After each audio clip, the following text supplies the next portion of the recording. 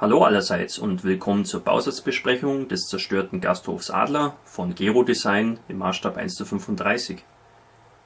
Die Firma Gero Design ist nach wie vor an meiner Meinung interessiert, um eben ihre Produkte zu verbessern, und hat mir deswegen hier wieder einige Gebäude zugesendet, wovon ich euch hier eben diesen Gasthof mal näher vorstellen möchte. Wie man an der recht großen Schachtel schon sehen kann, handelt es sich hier um einen recht umfangreichen Gebäudebausatz. Das Packungsbild ist allerdings nur recht klein und hier unten im Eck. Ich hole das mal für euch ein bisschen näher ran, damit ihr auch sehen könnt, worum es sich hier eigentlich handelt. Unsere Gasthausruine besteht aus einer ziemlich großen Häuserfront mit den Seitenteilen mit dabei, und was neu ist, sind lasergeschnittene Holzteile für die Fensterrahmen, aber auch andere Details wie die Türen oder Fensterläden, und sogar das Wirtshausschild ist mit dabei. Das finde ich ganz interessant. Wie man sich leicht vorstellen kann, sind gerade so Gipsteile wie hier für die Wände doch recht bruchgefährdet, und deswegen ist eine gute Verpackung hier ganz wichtig. Der Karton macht einen sehr stabilen Eindruck. Machen wir das Ganze mal auf. Ja, innen drin findet man dann jede Menge Schaumstoff, was dann eben als Polsterung dient. Die lasergeschnittenen Teile sind hier einzeln eingetütet, und wir bekommen hier sogar auch noch einen Sekundenkleber mit dazu. Ja, da würde ich doch sagen, das ist eine sehr vernünftige Verpackung. Ja, ist auch nichts zu Bruch gegangen. Also so ist es vorbildlich. Das habe ich bei anderen Herstellern schon ganz anders erlebt. Da hat man oft nur noch Gipsbrösel in der Schachtel, und das ist dann nicht so schön. Ja, scheint alles heil geblieben zu sein. So gehört sich das. Und jetzt schauen wir uns die Teile mal alle näher an. Fangen wir mit der Fassade an. Ja, ist schon mal ein größeres Gipsteil. Relativ dick, aber das dürfte auch durchaus der Mauerstärke von solchen Gebäuden entsprechen. Schöne Oberflächentextur.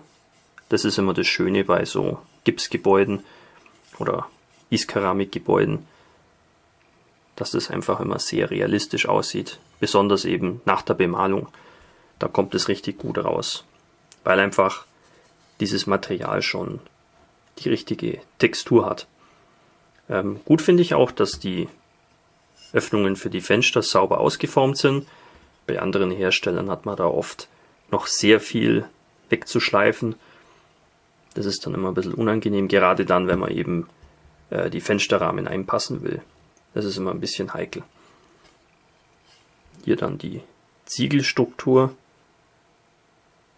Sieht auch ganz gut aus, hier auch so mit einzelnen Steinen, die da ein bisschen so losgelöst sind.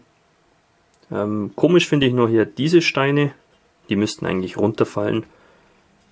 Die halten jetzt nicht so viel von der Schwerkraft. Die würde ich jetzt einfach ausbrechen. Die gefallen mir jetzt nicht so, aber das ist ja wirklich nur eine Kleinigkeit. An der Innenseite haben wir keine Details.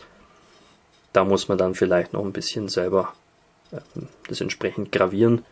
Das Material ist relativ weich, also wenn man da eine Metallgravierspitze hat, dann kann man da auf der Innenseite diese Mauerstruktur auch ganz leicht selber einkratzen. Ja, das ist aber eigentlich typisch. Also andere Hersteller, die machen es auch nicht anders. Als nächstes kommen die beiden Seitenteile dran. Ja, auch hier gibt es eigentlich wenig zu bemängeln, außer hier so ein Lufteinschluss. Aber den kann man ja vielleicht noch ein bisschen erweitern, dann ist es vielleicht irgendwie eine Beschädigung, die eben durch Beschuss aufgetreten ist. Auch hier ist alles sehr schön ausgeformt und erfordert nur wenig Nacharbeit. Finde ich sehr löblich. Wenn ich jetzt überlege, was ich an Gipsgebäuden schon alles rumgeschnitzt habe, da ist das hier wesentlich pflegeleichter. Ja, schön gemacht. Auch hier keine Beschädigungen, die irgendwie nennenswert wären. Das ist vorbildlich. Schauen wir uns dann noch an, wie es um die Passgenauigkeit steht. Ob man da irgendwie viel zuschleifen muss. sieht doch ganz manierlich aus.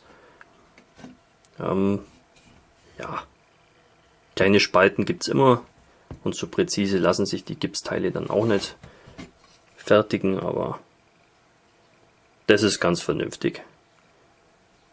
Wenn man da noch ein bisschen Spachtelmasse drüber streicht, dann ist alles gut. Ja, und das andere Teil schauen wir uns auch noch an. Ja, auch super. Hier da diesen Übergang mit den Trümmern, die muss man halt ja auch ein bisschen abdecken und kaschieren. Es gibt ja von Gero Design auch die einzelnen Ziegelsteine, die man da noch als Trümmer draufschmeißen kann. Und dann ist das eine feine Sache.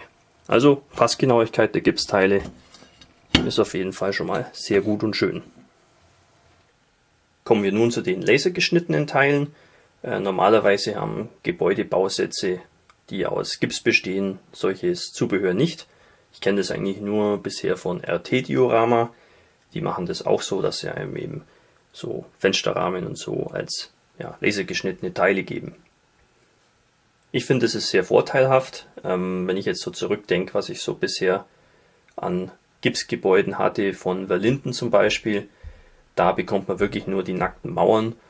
Da ist solches Zubehör überhaupt nicht dabei. Und da kann man durchaus schon mal an seine Grenzen stoßen, wenn man so Fensterrahmen oder auch hier die Fensterläden und so selber bauen will. Das ist gar nicht so leicht. Das ist schon recht arbeitsintensiv.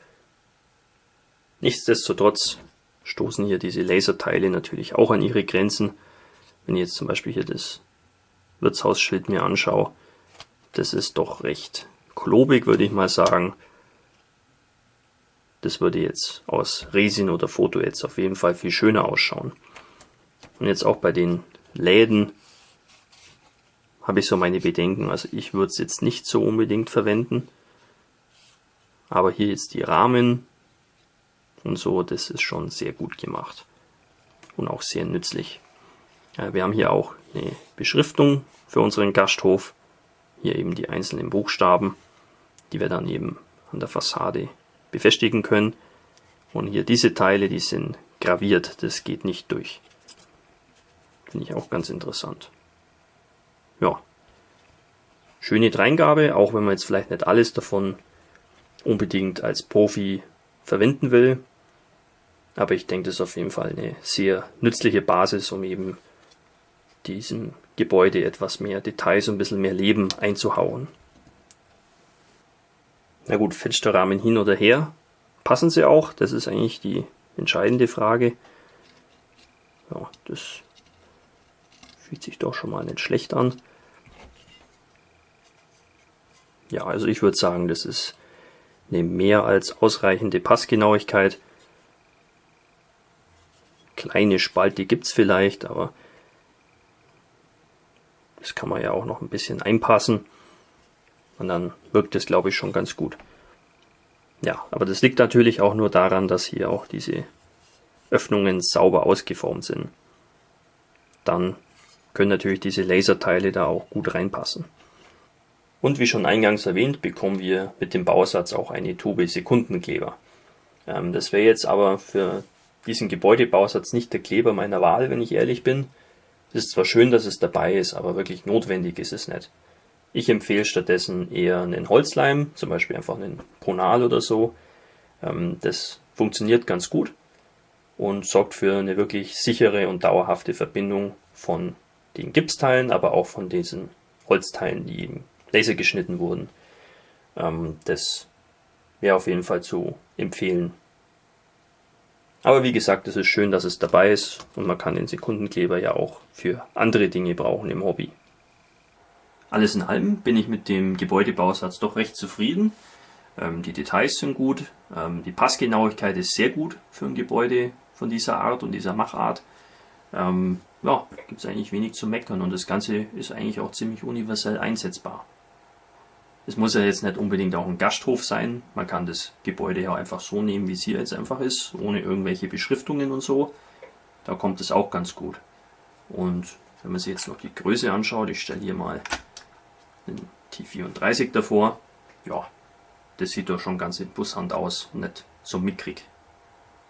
Also ich würde sagen, mit so einem Gebäude in der Qualität braucht sich Gero Design auf jeden Fall nicht verstecken. Das ist wirklich sehr schön gemacht und ja, sollte eigentlich viele Modellbauer begeistern. Preislich liegt dieses Gebäude bei ungefähr 30 Euro, wenn man es bei Gero Design bestellt. Das finde ich eigentlich durchaus angemessen. Das ist ein großes Gebäude, man bekommt Zubehör. Ja, das ist durchaus im Rahmen dessen, was man auch bei anderen Herstellern zahlen würde. Also ja, gut gemacht und preislich attraktiv. Was will man mehr? Soweit so gut. Ich hoffe, euch hat die Vorstellung gefallen und wir sehen uns wieder im nächsten Video. Euer Hamika Barkas.